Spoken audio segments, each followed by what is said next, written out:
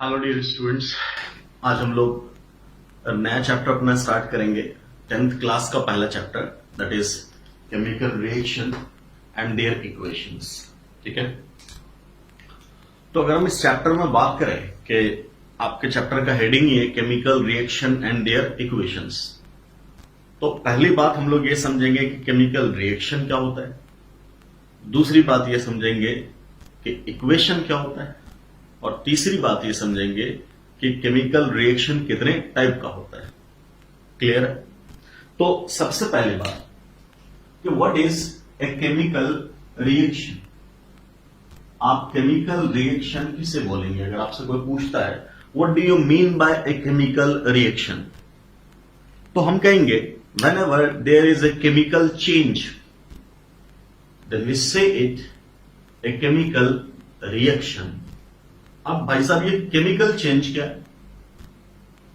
तो हम क्या कहते हैं कि चेंज दो टाइप का होता है। एक को बोलते हैं फिजिकल चेंज, दूसरे को बोलते हैं केमिकल चेंज। ठीक है, ये तो हमने सुना है। तो फिजिकल चेंज और केमिकल चेंज में डिफरेंस क्या है? तो हम लोग क्या बोलते हैं कि जब किसी भी सब्सटेंस के स्टेट में डिफरेंस मिले, स्टेट में कोई चेंज आए, सॉलिड स्टेट में था लिक्विड स्टेट में चला गया, लिक्विड स्टेट में था गैसियस स्टेट में आ गया, सॉलिड स्टेट से डायरेक्टली गैसियस स्टेट में आ गया, तो ऐसा जो चेंज है जिसमें फिजिकल स्टेट चेंज होता है, किसका? सब्सटेंस का, मैटर का, तो ऐसे चेंज को हम लोग क्या बोलते हैं सर? Physical change. क्लियर? लेकिन ऐसा चेंज जिसमें सब्सटेंस का केमिकल कंपोजिशन, उसकी बनावट ही बदल जाती है। क्लियर है? क्या मतलब बनावट का? बनावट वहां भी है, दैट वाज स्ट्रक्चरल। क्लियर है कि पार्टिकल्स पास पास थे, दूर दूर थे, है ना। लेकिन यहां पे मैं जो बनावट कंपोजिशन की बात कर रहा हूं, उसका क्या मतलब है कि type of atoms, number of atoms, वो जो इन्वॉल्व हुए, अगर वो चेंज हो गए तब क्या बोलेंगे? कंपोजिशन चेंज हो गया। किसका? मैटर का, सब्सटेंस का। तो जब भी सब्सटेंस का कंपोजिशन चेंज हो जाए तब हम ऐसे चेंज को नाम देते हैं एक केमिकल चेंज। ये तो एक साइंटिफिक वे हुआ डिफाइन करने का, किसको? किसी भी केमिकल चेंज को। क्लियर? तो जब भी ऐसा प्रोसेस हो जिसमें एक केमिकल चेंज ऑब्जर्व हो, तब हम उस चेंज को, उस प्रोसेस को केमिकल रिएक्शन का नाम देते हैं। Is it clear? अब समझो बात को बिल्कुल सिंपल स्टाइल में, सिंपल वे में। डेली ऑब्जर्वेशन की बात करते हैं। तो अगर हम कहें कि साहब लाइक दही जमाते हैं, है ना, दही दही दूध में थोड़ा सा दही शुरुआत में डाल देते हैं और थोड़े वक्त के लिए छोड़ देते हैं, तो क्या पाते हैं कि वो पूरा का पूरा दूध किस में कन्वर्ट हो गया? दही में। तो दूध कन्वर्ट हुआ ना दही में, so is there a change? बिल्कुल चेंज है। तो वो जो बना है फाइनली, जिसको आप दही कह रहे हो, कर्ड कह रहे हो, क्या वो दूध का सॉलिड फॉर्म है? नहीं नहीं नहीं, बिल्कुल नहीं। दूध का सॉलिड फॉर्म होता तो उसको हम फिर से चूल्हे पे कड़ा कर देते, तो फिर से वो दूध बन जाता। लाइक दूध को फ्रीज में रख दो तो थोड़ी देर के बाद फ्रीज अप होकर के सॉलिड फॉर्म ले लेगा, और सॉलिड फॉर्म होने के बाद आपको लगेगा कि ये दूध का सॉलिड फॉर्म है। क्लियर है? समझ हमारी बात? तो इसको बोलेंगे फिजिकल चेंज। जैसे ही चूल्हा पे रखेंगे फिर से वो वापस दूध बन जाएगा। क्लियर? लेकिन दही को चूल्हा पे रखने के बाद क्या वापस दूध मिलने वाला है? नो सर, मिलने वाला नहीं है। क्यों? अब तो वो एक बार बदल गया, और अगर वो बदल गया तो वापस दूध बना देंगे क्या? नहीं बना रहे। Understand the difference, feel the difference.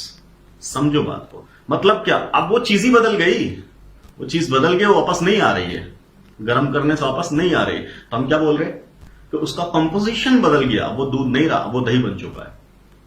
Okay.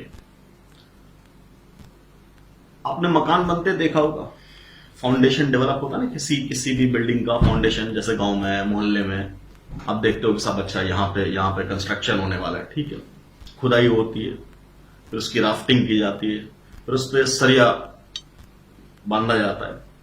तो मैं उस सरिये की बात कर रहा हूं, रड।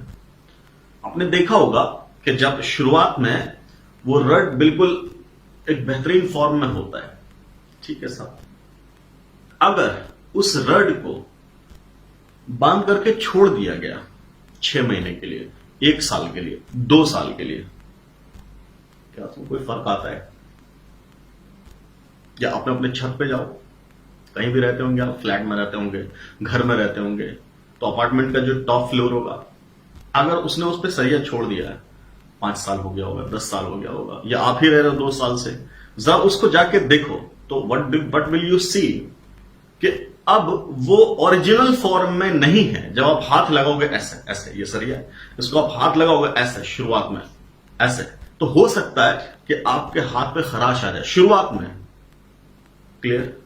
लेकिन अब 2 साल बाद अब उसको अगर आप ऐसे खींचोगे तो इसमें से कुछ चीज निकल करके आपके हाथ में लगेगी और आपके हाथ में कोई छिल नहीं रहा, आपके हाथ में कुछ तकलीफ नहीं हो रही, बल्कि आपके हाथ में कोई चीज चिपक जा रही है। वो चीज क्या है?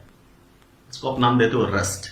उसको क्या नाम देते हो? रस्ट। तो ये जो लोहा था, ये जो आयरन था, वो कन्वर्ट हो चुका है धीरे धीरे धीरे धीरे किसमें? इसके ऑक्साइड में, और वही रस्ट के फॉर्म में आपके हाथ में लगा हुआ है। इसको और आप ज्यादा दिन के लिए छोड़ दोगे तो और रस्ट का डेवलपमेंट होगा, और धीरे धीरे एक वक्त आएगा जबकि ये पूरा का पूरा रड खत्म हो जाएगा, गल जाएगा, फिनिश हो जाएगा, वैनिश हो जाएगा। तो ये चेंज कौन सा है? पहले क्या था? ये एक सॉलिड आयरन का रड, अब उसका नामो निशान मिट गया। तो ये जो चेंज है इसे क्या बोलेंगे? क्या हुआ इसमें? कंपोजिशन चेंज हो गया, क्लियर है। तो ऐसे चेंज को क्या नाम देते हैं? ऐसे ही चेंज को नाम देते हैं बेटा केमिकल चेंज, क्लियर। अब इस चेंज में जो काम हो रहा है एटॉमिक लेवल पे, क्लियर, उसको समझने की बात होती है कि साहब क्या हो रहा है। तो आप क्या बोलते हो कि 2 चीज आपस में मिली और तीसरी चीज बन गई, क्लियर। या एक ही चीज किसी दूसरी चीज में कन्वर्ट हो गया। तो ये जो कन्वर्जन है, इस कन्वर्जन को क्या बोलते हैं हम लोग? केमिकल चेंज या केमिकल रिएक्शन। समझ में आ रही बात? मैं क्या कह रहा हूं आपसे कि लेट ए था कोई भी चीज और इसके साथ बी मिला दिए और ये बन गया सी। क्या बन गया? सी। एबीसी का मुझे नहीं मालूम, मैं बस इतना जान रहा हूं कि ये एक चीज थी, ये दूसरी चीज है, ये दोनों मिल गए तो बन गया क्या? सी। या सिंपल हम कह रहे 2 चीज नहीं बनाया हमने एक्स लिया और एक्स से बन गया कुछ वाई, क्लियर। लेकिन ये दोनों अलग है, तब क्या बोलेंगे? ये दोनों का केमिकल कंपोजिशन अलग है, नंबर ऑफ एटम्स अलग है, या टाइप ऑफ एटम्स अलग है, तब क्या बोलेंगे? This will be a chemical change, clear. This will be a chemical change अगर ये और ये सब अलग है। समझ में आ रही बात? क्लियर। तो केमिकल रिएक्शन का एक्चुअल मतलब क्या हुआ सर? तो हम क्या बोलेंगे कि जब भी 2 या 2 से ज्यादा सब्सटेंस आपस में इंटरैक्ट करें और उस इंटरैक्शन से एक नई चीज का फॉर्मेशन हो, एक नई चीज बन जाए, तो इस प्रोसेस को, इस घटना को क्या नाम देते हैं? एक केमिकल रिएक्शन का नाम देते हैं। इतनी बात क्लियर है? 2 चीज मिली, तीसरी चीज बन गई, वो तीसरी चीज का बिहेवियर पहले दोनों से डिफरेंट है, क्लियर। तो इस प्रोसेस को क्या बोलेंगे? Chemical reaction. Is it clear? अब एक बात आई कि सर केमिकल इक्वेशन क्या है? केमिकल इक्वेशन क्या है? हम इक्वेशन पे भी आएंगे, ठीक। अब अगर हमने लिखा केमिकल रिएक्शन, तो ये तो हमने ऐसे सिंपल एक वे आपको बताया एबीसीडी के फॉर्म में। अब मैं सिंपल बात करूं आपको, या इसी को मिटा करके बात करूं कि लेट, अब जो आप किताबी नॉलेज की बात करते हो हम उस किताबी पैटर्न पे आते हैं। चूंकि हम ये सब जो रिएक्शन लिखेंगे ये सब आप देखते नहीं हो, इसलिए मैंने इसकी बात पहले नहीं की। पहले हमने वो बात की जो आपने देखा, अब हम उसकी बात करते हैं। मान लो आपने आपके बुक में लिखा हुआ कि सर मैग्नीशियम और ऑक्सीजन ऐसा दिया होता है तो बन जाता है MgO। इसकी बात भी हटाओ, ये भी हटाओ। इससे पहले एक बात क्या होती है कि व्हेन ऐसा लिखा होता है, when magnesium is burned in oxygen, तो क्या बनता है? Magnesium oxide is formed. Actual में ये जो हमने लिखा ये एक एक्सपेरिमेंट है। क्या है? एक एक्सपेरिमेंट। क्या किया आपने? मैग्नीशियम को ऑक्सीजन के प्रेजेंस में बर्न कर दिया तो एक नई चीज बन गई और वो नई चीज मैग्नीशियम ऑक्साइड है, क्लियर। तो ये जो बर्निंग किया आपने, इस प्रोसेस को, इस फेनोमेना को क्या बोला आपने? रिएक्शन। क्या बोला आपने? रिएक्शन। समझ वाली बात? अब इसी भाषा को इतना लंबा चौड़ा लिखा ना हमने, इस बात को शॉर्ट वे में लिखने का जो तरीका है उसी को इक्वेशन का नाम करते हैं। क्लियर है? किसी भी केमिकल रिएक्शन का एक symbolic representation is known as chemical equation. जैसे आप मैथमेटिक्स पढ़ते हो 8, 9, 10th क्लास में, आप एक चैप्टर पढ़ते हो दैट इज कॉल्ड प्रॉब्लम, है ना? तो उसमें आप अलजेब्रिक इक्वेशंस बनाते हो। आपसे क्या क्या बोला होता है कि राम की एज श्याम की एज की दुगुनी है। 4 साल पहले राम की एज श्याम की एज से 2 साल ज्यादा थी, तो बताओ 5 साल बाद उनकी एज में क्या रिलेशन होगा? Something like this. एक 5-6 लाइन का एक सवाल बना होता है। आप क्या कोशिश करते हो? Let the age of Ram is R and the age of Shyam is S. अब यहां से आप शुरू करते हो, बनाते हो ना, आर प्लस फलाना इज इक्वल टू ढिमाका, ऐसा कुछ। तो इसका क्या मतलब है? ये आपने आर और एस का ही इस्तेमाल क्यों किया? क्यों नहीं राम और श्याम लिख रहे? आसानी के लिए। क्या के लिए? आसानी के लिए। उसी तरीके से इस इतने लंबे चौड़े बात को आसानी से रिप्रेजेंट करने के लिए हम लोग एक सिंबल का इस्तेमाल करते हैं, और उसी सिंबॉलिक रिप्रेजेंटेशन का नाम देते हैं इक्वेशन। यहां क्या बोला आपने कि when magnesium is burned in oxygen, magnesium oxide is formed.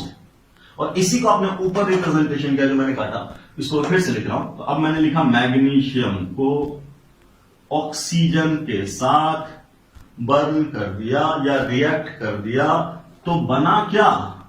जो बना है उसे मैग्नीशियम ऑक्साइड का नाम देते हैं। ये एरो क्या बोलता है? क्या प्रोडक्ट मिल रहा है। क्लियर है? इतनी बात समझ में आ रही? अब ये जो एरो के लेफ्ट साइड में बेटा, इसे बोलते हैं रिएक्टेंट। क्या बोलते हैं? रिएक्टेंट। चाहिए हो चाहिए हो। और जो एरो के राइट साइड में, इसे हम लोग नाम देते हैं प्रोडक्ट। क्या नाम देते हैं? प्रोडक्ट। तो इस रिएक्शन का ये वाला पार्ट क्या है? रिएक्टेंट। और ये वाला पार्ट क्या है? प्रोडक्ट। क्लियर है? तो एक बात समझ में आई कि कोई भी इक्वेशन क्या होता है और रिएक्शन क्या होता है। रिएक्शन क्या है? एक एक्चुअल चेंज, एक एक्चुअल एक्सपेरिमेंट। उस एक्सपेरिमेंट को पेन पेपर पे आसानी से कैसे लिखते हैं, that is called equation. Understood? समझ में आई बात? जो लैब में चलता है, जो साइंटिस्ट काम करता है, वो क्या करता है? एक मटेरियल लिया, दूसरे मटेरियल लिया, दोनों को मिलाया, या एरो बना करके लिखा वहां पे? नहीं ना। क्लियर है? तुम किचन में जाओगे और दही बनाओगे, अम्मा दही बनाएंगी या बहन दही बनाएंगे, तू ही बना ले, क्या करते हो? जाकर के दूध लेते और दही लेते और दोनों को मिला देते और रख देते आराम से, और सुबह में खा लेते। या तुम पेन पेपर पे जाकर के लिखते हो कि नहीं दूध plus something is equal to दही? नहीं ना। क्लियर है? सो साइंटिस्ट लैब में क्या करता है? एक्सपेरिमेंट करता है। वो मैग्नीशियम लेगा, उसको जलाने की कोशिश करेगा, या सिंपल छोड़ना लैब को। घर में तुम्हारे पास एक पेज फाड़ लो, कैसे? अपनी कॉपी से, अपने रजिस्टर से। अब उसको थोड़ा सा बर्न कर दो, थोड़ी सी आग दिखा दो और हटा लो माचिस की तीली। अब क्या हो रहा है? वो पूरा का पूरा पेज जल जाता है। उस जले हुए को वापस टेबल पे रख के उस पर लिख सकते क्या? नहीं। क्यों नहीं? बिकॉज सारा वो पेज रहा ही नहीं है। क्यों नहीं रहा पेज? वो तो हुआ क्या है? अब वो पेज नहीं है, फिर क्या है? वो राख हो गया। क्लियर है? तो ये पेज किस में कन्वर्ट हो गया बेटा? उस राख में।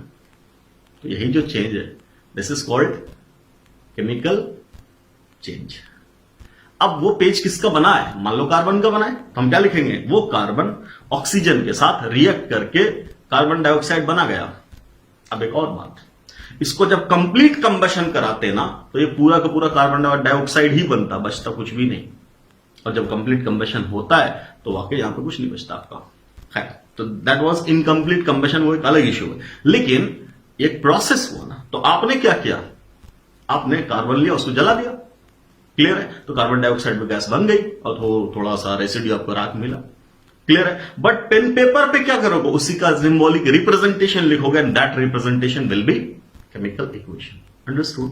ओके। तो हम क्या कह रहे हैं? कोई भी केमिकल चेंज का मतलब क्या? Interaction of 2 or more substance to form a new product, a new substance, or conversion of simply one substance into another substances. Like हम कह रहे हैं कि 2 substance आपस में इंटरैक्ट नहीं किए। ओके, मान लो for example if we have calcium carbonate, marble. आजकल घरों में सबसे ज्यादा क्या लगता है? मार्बल लगता है। हर जगह मार्बल ही मार्बल देखते हो। तो कैल्शियम कार्बोनेट को भाई साहब हीट कर दिया। क्या कर दिया? हीट कर दो। इसको जब हीट कर दोगे, गर्म कर दोगे, तो देखा गया कि ये कन्वर्ट हो गया किसमें? कैल्शियम ऑक्साइड में और कार्बन डाइऑक्साइड में। क्या यहां दो सब्सटेंस मिल रहे हैं? नहीं ना, एक ही सब्सटेंस कन्वर्ट हो गया किसमें? अलग अलग चीजों में। क्या ये कैल्शियम कार्बोनेट है? नहीं। क्या ये कैल्शियम कार्बोनेट है? नहीं। तो क्या बोल रहे हैं? ओरिजिनल चीज नई चीज में तब्दील हो चुकी है, तो इस प्रोसेस को क्या बोलेंगे? That process will be called chemical reaction. Clear? तो एक्चुअल में क्या हुआ? कैल्शियम कार्बोनेट लिया और उसको क्या किया? हीटिंग किया, तो बना क्या? नई चीज, कार्बन डाइऑक्साइड और कैल्शियम ऑक्साइड। उसी को लिख दिया आपने ऐसे। क्लियर है? तो ये चीज क्या है? एक नया भाषा, एक नया लैंग्वेज है। जैसे कंप्यूटर में आप प्रोग्रामिंग लिखते हो ना, सी एक लैंग्वेज ही है, C plus something like this, Java पावा जो भी, तो एक लैंग्वेज बोलते हैं ना। सो ऐसा ही एक केमिस्ट्री का लैंग्वेज हुआ। क्या? एक सिंबॉलिक वे। तो ये वे कुछ बोलता है। क्लियर? क्या बोल रहा है? अब अगर आप इसको पढ़ना जानते हो तो आप क्या बोलोगे? अब क्या बोलोगे कि सर हम इसके बारे में ये जान रहे हैं कि ये तो रिएक्टेंट है और ये दोनों तो प्रोडक्ट है, और ये जो एरो पे दिया हुआ वो रिएक्शन की कंडीशन है। मतलब ये एक रिएक्शन का सिंबॉलिक रिप्रेजेंटेशन, और ये रिप्रेजेंटेशन ये बता रहा है कि जब कैल्शियम कार्बोनेट को क्या किया गया, तो यहां दिया हुआ हीट किया गया। हीट किया गया तो ये कैल्शियम ऑक्साइड में और कार्बन डाइऑक्साइड में कन्वर्ट हो गया। अलग बात है कि इसको बाद में हम और कुछ बोलेंगे, this is called decomposition reaction. जब हम टाइप्स ऑफ रिएक्शन की बात करेंगे तब। इतनी बात समझ में आ रही? पहले रिएक्शन समझ में आ रहा है क्या हुआ होगा? इसको हीट किया गया होगा। यहां क्या चल रहा है? इसका वे लिखा हुआ। इस लिखावट को क्या बोल रहे हैं? इक्वेशन। क्या बोल रहे हैं? Equation. So what is a chemical equation? It is a symbolic representation of any chemical change or chemical reaction. Do you understand? Clear है? Do you understand this? Got the point? इतना point clear है? ठीक। तो chemical reaction clear है आपका, chemical equation clear है आपका। बोलो, एनी डाउट? आप चलिए अब मैं कुछ इक्वेशंस लिखता हूं। जैसे एक इक्वेशन तो यही है। मान लीजिए एक इक्वेशन लिखा हमने हाइड्रोजन और लिखा ऑक्सीजन, और यहां लिख दिया H2O, ये लिखा कार्बन और ये लिख दिया ऑक्सीजन, और यहां लिख दिया कार्बन डाइऑक्साइड, ये लिखा कार्बन और ये लिखा ऑक्सीजन, और यहां लिख दिया बेटा कार्बन मोनोऑक्साइड। ये सब चीजें लिखी हमने, और इन सबको बस 10 सेकंड 15 सेकंड ठीक से देखो और मुझे बताओ इसमें तुमने समझा क्या, देखा क्या, क्या डिफरेंस है इन सब में, जल्दी से।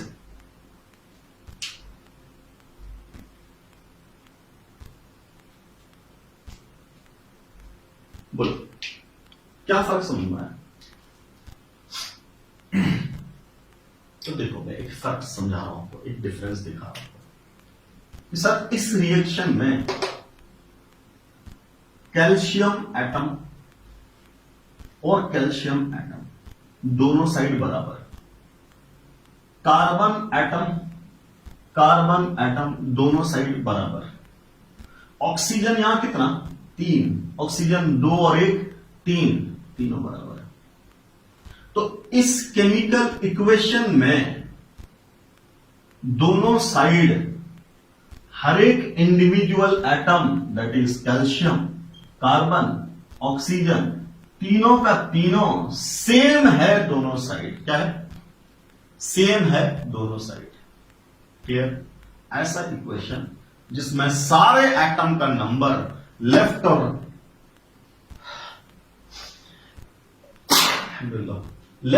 राइट, मतलब in the reactant and in the product side अगर बराबर हो तो ऐसे केमिकल इक्वेशन को बैलेंस केमिकल इक्वेशन नाम बोलते हैं। क्या बोलते हैं?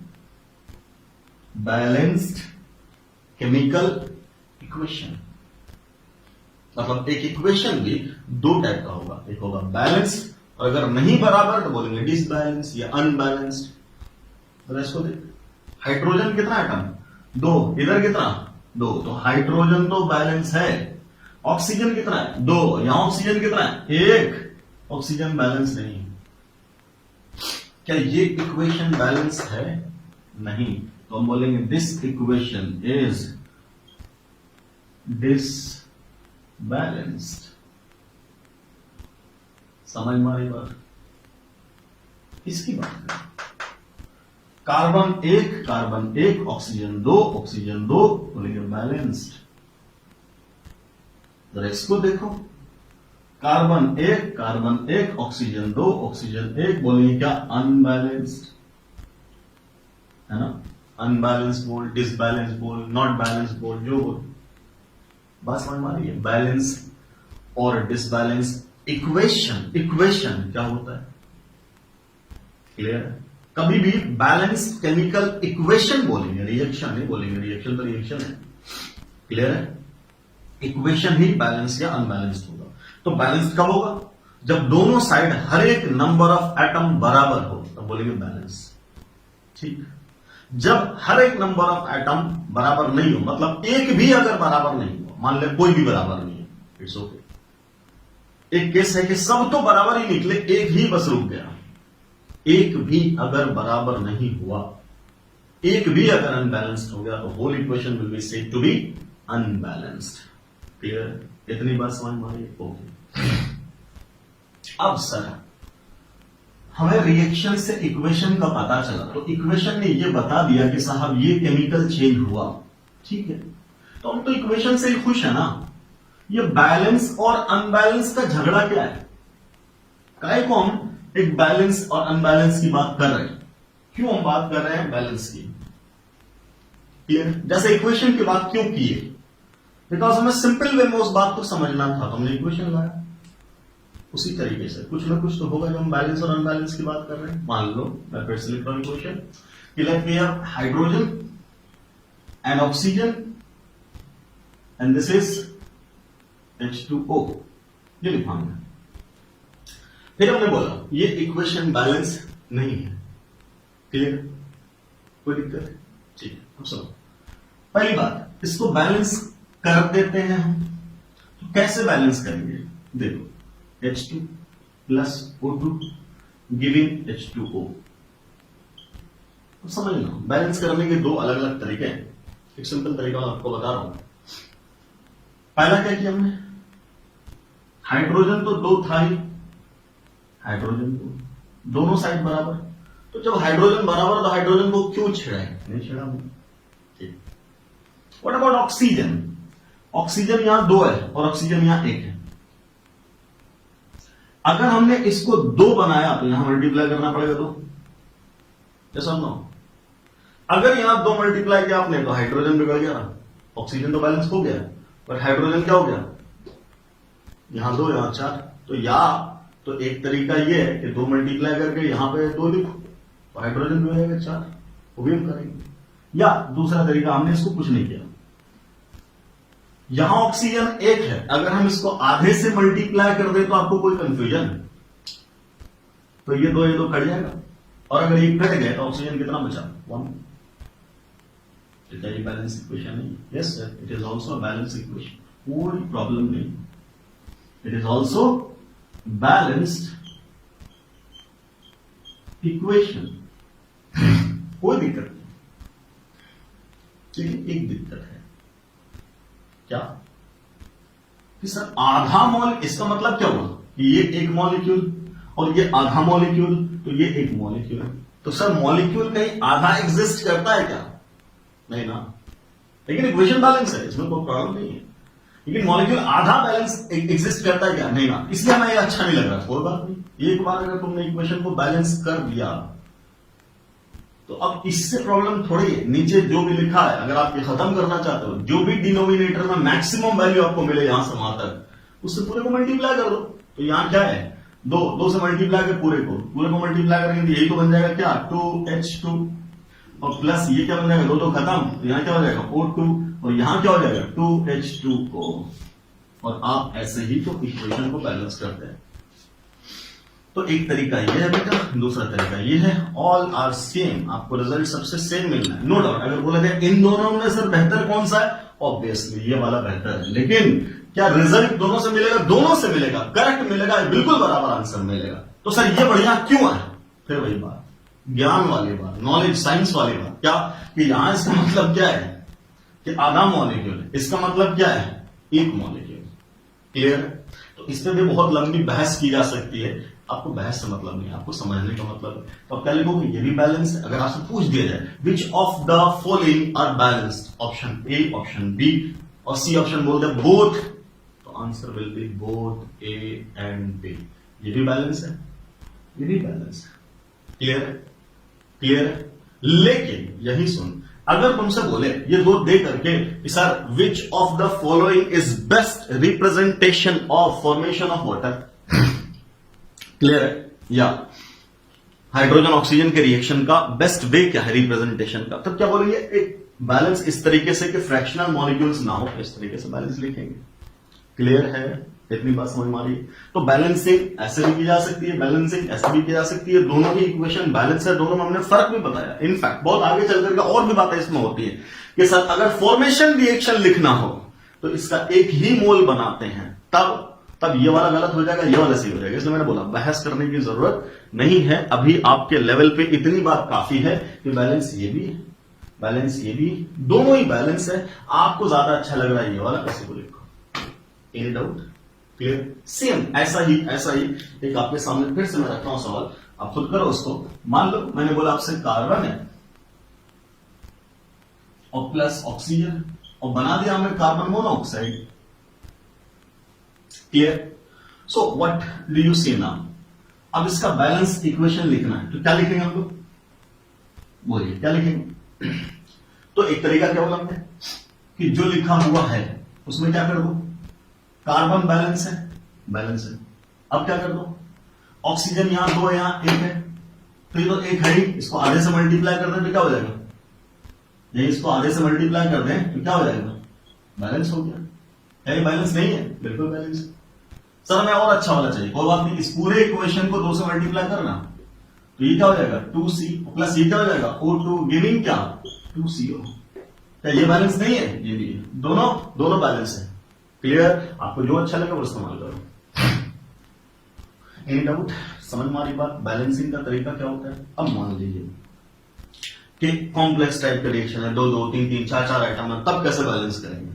तब क्या बोला जा रहा है, मान लीजिए कि फॉर एग्जांपल आपके पास है एल्यूमिनियम प्लस H2SO4 और यहां बन गया Al2SO4 होल 3 और H2।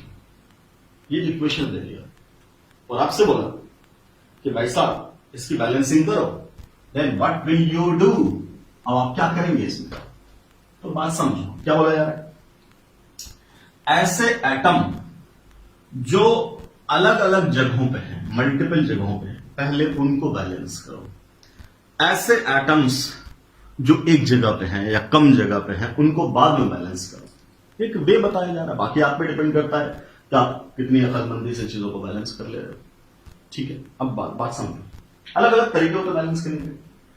तो जैसे मैंने आपसे बोला कि सब ये इक्वेशन दे रखा है, क्या ये बैलेंस है? पहले चेक करो। बोलेगा एल्यूमिनियम यहाँ एक, एल्यूमिनियम यहाँ 2, ये मामला खत्म हो गया, बाकी को हम चेक ही नहीं करेंगे। एल्यूमिनियम यहाँ कितना है? 1 और यहाँ कितना है? 2, तो यही बात डिस्कार्ड हो गई कि this reaction is not balanced. ठीक है, अब इसको बैलेंस तो करना ही करना है। अब बात समझो, एक तरीका क्या हो, देखो, या तो इंडिविजुअली सारे एटम को देखो, हाइड्रोजन को, सल्फर को, ऑक्सीजन को, एल्यूमिनियम को, 4 टाइप के तो एटम, सबको देखो। या एक स्मार्ट तरीका क्या होगा कि सर ये देखो SO4 पूरा एक ग्रुप आपको दिख रहा है, यहां भी SO4 का पूरा एक ग्रुप दिख रहा है, तो अगर हम इस पूरा ग्रुप को ही बैलेंस कर दें तो क्या सल्फर और ऑक्सीजन दोनों बैलेंस नहीं हो गया? इसके अलावा कहीं और ऑक्सीजन आपको दिख नहीं रहा, सल्फर आपको दिख नहीं रहा, तो सिर्फ इसी को फोकस करो।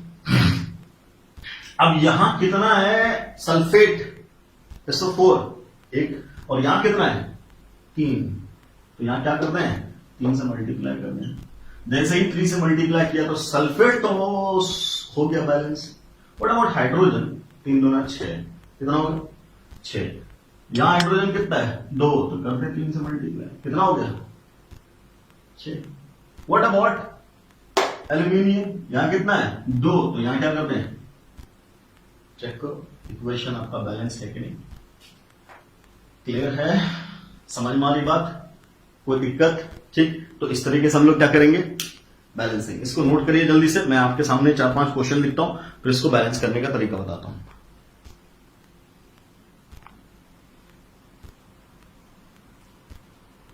बोलिए,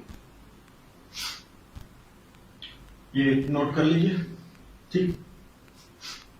अब देखो जरा, पॉज करके इसको नोट कर लो, फिर उसको आगे देखो। ठीक, जैसे हमारे पास ये इक्वेशन है, तो अब हम क्या बोलेंगे, इस इक्वेशन को बैलेंस करना है। तो अब सिंपली देखो, calcium is already balanced, what about oxygen, 1, यहां कितना है 2, क्या करना है हाफ, नहीं हो गया बैलेंस क्या? Yes sir, it is balanced. अब आपको ये हाफ नहीं चाहिए, अच्छा नहीं लग रहा, मैंने क्या बोला, डिनोमिनेटर में जो सबसे बड़ा उसको पूरे मल्टीप्लाई कर, तो 2 है तो मल्टीप्लाई कर तो 2 से, तो ये क्या बन जाएगा 2Ca plus O2, it will give you CaO, and here we have to put 2. So the equation is now completely balanced. Yes or no? So as I said, both of these are balanced. Clear? ठीक, next we have this one. अगर हम इसकी बात करें कि दोनों में से कौन सा बैलेंस केमिकल इक्वेशन है, सॉरी, क्या ये बैलेंस केमिकल इक्वेशन है? हम बोलेंगे नहीं, क्यों नहीं? बिकॉज नाइट्रोजन यहां 2 है, नाइट्रोजन यहां 1 है, ठीक है। क्या करें, तो इस 2 नाइट्रोजन को या तो 1 बना दो, क्लियर, या तो 1 नाइट्रोजन को 2 बना दो, जो बन जाएगा। तो मान लो हमने दूसरा काम किया, यहां 2 से मल्टीप्लाई किया, तो नाइट्रोजन क्या हो गया बैलेंस। नाइट्रोजन बैलेंस होने के बाद हाइड्रोजन का क्या हुआ, तो क्या बोलेंगे हाइड्रोजन कितना हो गया 2 3 6, तो यहां 3 से मल्टीप्लाई कर दे, इक्वेशन बैलेंस। अब अगर आप कह रहे हो कि सर यही वाला इसी तरीके से बैलेंस करो यहां फिर से, ठीक, वो भी कर रहे हैं। देखो मैंने बोला नाइट्रोजन यहां 1 है, यहां नाइट्रोजन को हाफ कर दिया, तो क्या नाइट्रोजन बैलेंस हुआ? Yes sir. कैसे बैलेंस हुआ? नाइट्रोजन यहां 2 कट गया, हो गया 1, और यहां कितना 1। What about hydrogen? हाइड्रोजन यहां कितना है 3। सर इस 2 को 3 कैसे बनाओगे? यस सर नो, ओके सी, 2 को हम 1 तो बना सकते हैं ना बेटा, काट के हाफ कर देंगे, क्या हो गया 2 खत्म। अब क्या कर देंगे 3 से मल्टीप्लाई कर देंगे, सो इट बिकम्स 3/2, है ना। आपके पास दिया हुआ है 2 और बोला इसको 3 बना, कोई नहीं 1/2 से क्या कर मल्टीप्लाई, तो 2 कट गया और फिर 3 से मल्टीप्लाई कर दे, मतलब क्या 2 को 3/2 से मल्टीप्लाई करना। सो बोलो क्या ये इक्वेशन बैलेंस है? Yes sir. How? Nitrogen is 1, nitrogen is 1, hydrogen is 3, hydrogen is 3। अच्छा ठीक है, अब इसको वापस लाओ उस फॉर्मेट में, कोई बात नहीं। इस पूरे को क्या कर दें, क्या करते हैं इस पूरे को, डिनोमिनेटर में बड़ी वैल्यू कौन सी है 2, मल्टीप्लाई कर दे, किससे 2 से, it will give you again 2 खत्म, क्या बन गया N2 प्लस ये 2 खत्म, बन गया क्या 3H2, ये नहीं हो, ये 2 से यहां 1 मल्टीप्लाई हो, क्या बन जाएगा 2NH3। क्लियर? This is balance, this is also balanced, both are balanced chemical equation, understood. Next अगर हम इसकी बात करें, ये तो बहुत आसान है, Zn 1, Zn 1, chlorine 2, chlorine 2, hydrogen 2, hydrogen वहां 2। क्लियर? बहुत सिंपल इक्वेशन। तो डिफरेंट इक्वेशंस हैं, उसको आप बहुत हिट एंड ट्रायल मेथड से एक एक को चेक करना है और दोनों तरफ से बैलेंस करते चले जाना है। क्लियर?